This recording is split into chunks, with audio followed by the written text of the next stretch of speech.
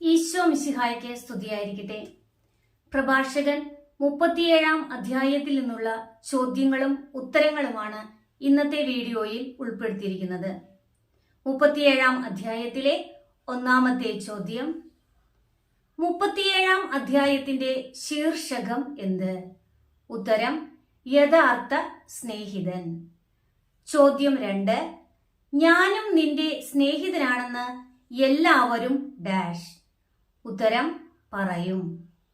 ചോദ്യം 3: എന്നാൽ ചിലർ എങ്ങനെയുള്ളവരാണ്? ഉത്തരം: ചിലർ നാമമാത്ര സുഹൃത്തുക്കളാണ്.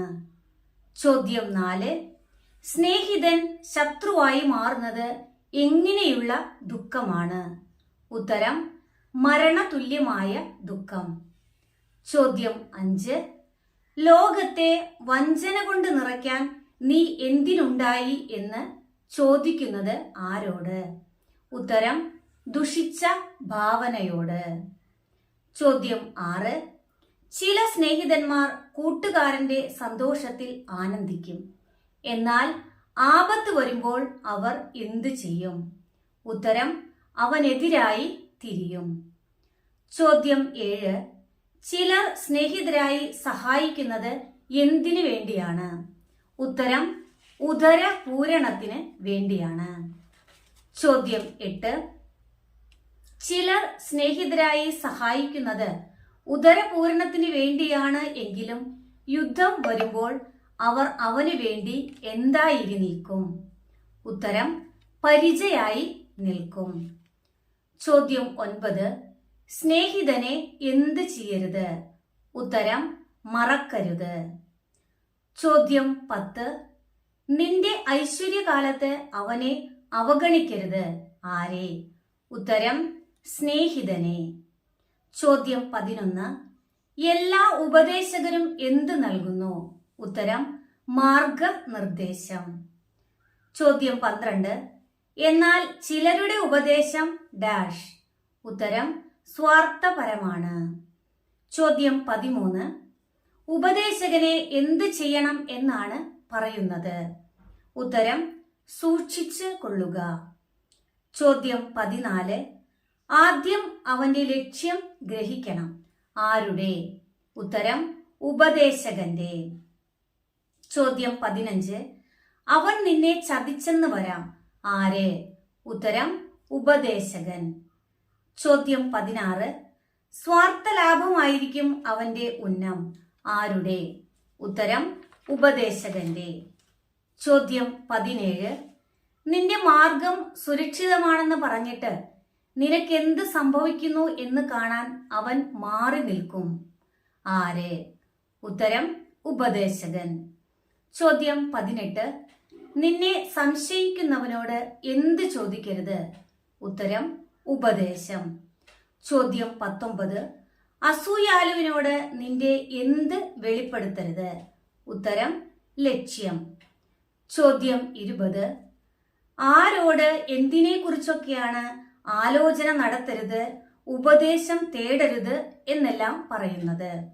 ഉത്തരം: സ്ത്രീയോട് പ്രതിദ്വന്ദിയെ പറ്റി, ഭീരുവിനോട് യുദ്ധത്തെ പറ്റി, വ്യാപാരിയോട് വിലയെ പറ്റി, വാങ്ങുന്നവനോട് വിൽപ്പനയെ പറ്റി, വിദ്വേഷിയോട് നന്ദിയെ പറ്റി, ക്രൂരനോട് കരുണയെ പറ്റി, അലസനോട് അധ്വാനത്തെ പറ്റി, ഒരു വർഷത്തേക്ക് കൂലി കൊടുത്തവനോട് ജോലി പൂർത്തിയാക്കുന്നതിനെ പറ്റി, മടിയനായ ദാസനോട് വലിയ ഉദ്യമത്തെ പറ്റി.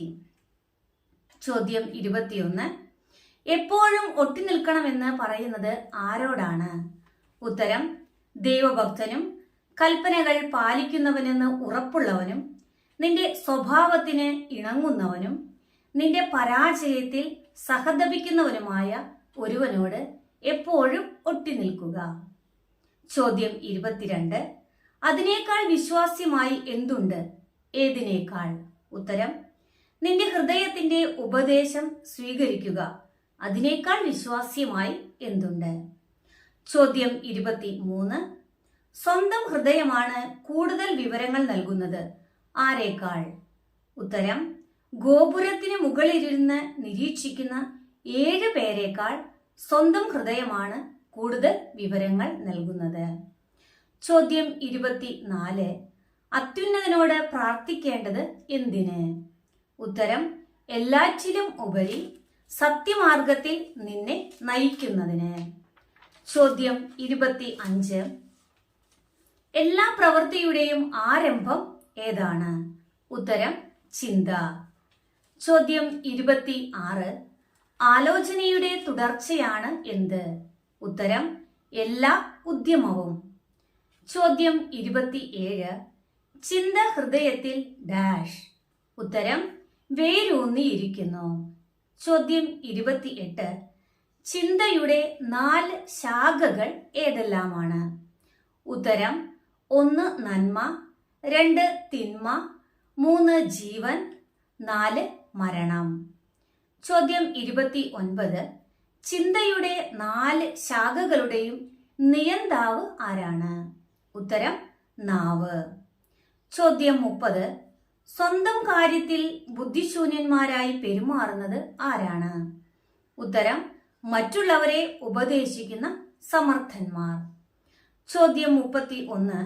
വാചാലതയുള്ളവനും ശത്രുക്കളെ സമ്പാദിക്കാം, പട്ടിണിയാണ് അവന്റെ ഡാഷ്.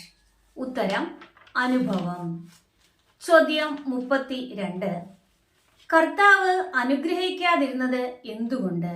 ഉത്തരം ഒന്നിലും ജ്ഞാനമില്ലാത്തതുകൊണ്ട്. ചോദ്യം 33. തൻ കാര്യത്തിൽ ജ്ഞാനിയായവന്റെ ജ്ഞാനം അവന്റെ വാക്കുകളിൽ ഡാഷ്. ഉത്തരം ഒതുങ്ങും. ചോദ്യം 34. ജ്ഞാനി സ്വന്തം ജനത്തെ എന്തു ചെയ്യും? ഉത്തരം ഉപദേശിക്കും. ചോദ്യം 35. അവന്റെ വിവേകത്തിന്റെ ഫലം വിശ്വസനീയമാണ്, ആരുടെ? ഉത്തരം ജ്ഞാനിയുടെ. ചോദ്യം 36.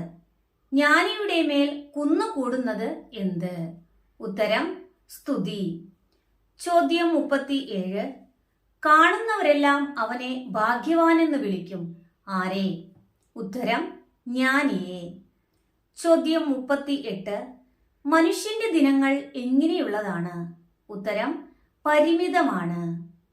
ചോദ്യം 39. ഇസ്രായേലിന്റെ ദിനങ്ങൾ എങ്ങനെയുള്ളതാണ്? ഉത്തരം സംഖ്യാതീതമാണ്. ചോദ്യം 40. ജ്ഞാനി സ്വജനമധ്യേ എന്ത് നേടും? ഉത്തരം ആദരം. ചോദ്യം 41. അവന്റെ നാമം അനശ്വരമാകും, ആരുടെ? ഉത്തരം ജ്ഞാനിയുടെ. ചോദ്യം 42. മകനെ, ജീവിച്ചിരിക്കുമ്പോൾ എന്ത് നടത്തുക എന്നാണ് പറയുന്നത്? ഉത്തരം ആത്മശോധന നടത്തുക. ചോദ്യം 43. ഹാനികരമായത് ഡാഷ്. ഉത്തരം ചെയ്യരുത്. ചോദ്യം 44. എല്ലാവർക്കും എല്ലാം നന്നല്ല, എല്ലാവരും എല്ലാം ഡാഷ്. ഉത്തരം ആസ്വദിക്കുന്നുമില്ല. ചോദ്യം 45. ആഡംബരത്തിൽ അതിരു കവിഞ്ഞ എന്ത് അരുത് എന്നാണ് പറയുന്നത്? ഉത്തരം അഭിനിവേശം. ചോദ്യം 46. ഭക്ഷണത്തിൽ എന്ത് കാണിക്കരുത്? ഉത്തരം ആർത്തി. ചോദ്യം 47. അമിത ആഹാരം എന്തിന് കാരണമാകുന്നു? ഉത്തരം രോഗത്തിന്. ചോദ്യം 48. അമിത ഭോജനം ഉണ്ടാക്കുന്നതെന്ത്? ഉത്തരം ദഹനക്ഷയം. ചോദ്യം 49. അമിത ഭോജനം ഇടയാക്കിയിട്ടുള്ളത് എന്തിന്? ഉത്തരം അനേകരുടെ മരണത്തിന്. ചോദ്യം 50. അത് നിയന്ത്രിക്കുന്നവന് ദീർഘായുസ്സുണ്ടാകുന്നു, ഏത്? ഉത്തരം അമിത ഭോജനം. അടുത്ത വീഡിയോയിൽ കാണുന്നതുവരെ എല്ലാവർക്കും നമസ്കാരം.